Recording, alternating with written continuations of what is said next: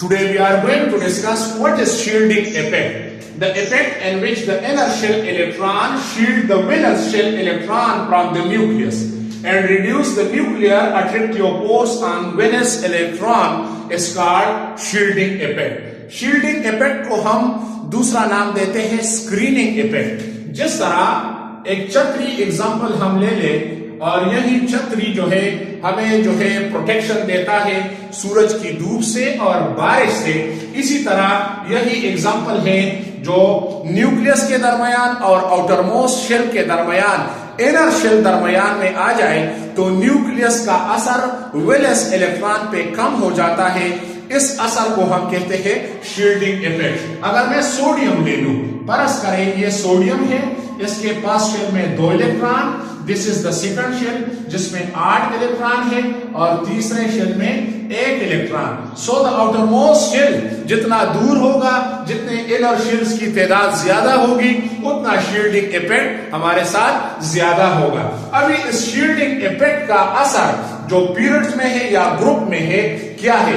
इसका ionization potential, electronegativity और electron affinity पे भी बहुत बड़ा असर है।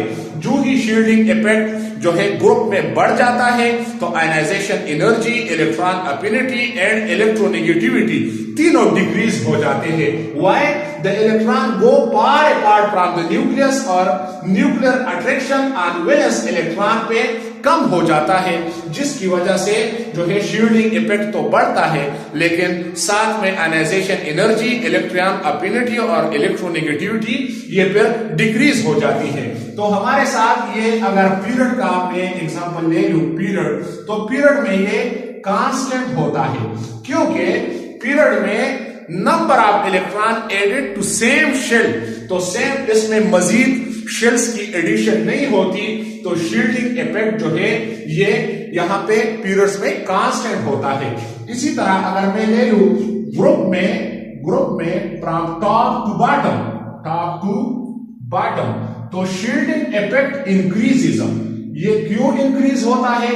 क्योंकि नंबर ऑफ शेल तेजी से बढ़ते हैं। अगर मैं हाइड्रोजन का एग्जांपल ले लूं, दिस इज हाइड्रोजन, तो एक इलेक्ट्रॉन। इसी तरह लिथियम 3 लिथियम, तो पहले शेल में 2 इलेक्ट्रॉन और दूसरे में 1। इसी तरह अगर मैं पोटाशियम ले लूं तो पहले शेल में 2 इलेक्ट्रॉन, दूसरे में 8 और तीसरे में इसी तरह 1। और अगर मैं पोटाशियम ले लूं तो फिर 4 शेल बन जाते हैं। तो न्यूक्लियस और आउटरमोस्ट शेल में जो है नंबर ऑफ शेल एडिशन हो जाती है, तो न्यूक्लियस का असर वैलेंस शेल पे कम हो जाता है, जिसको हम कहते हैं शील्डिंग इफेक्ट या इसका दूसरा नाम है स्क्रीनिंग इफेक्ट।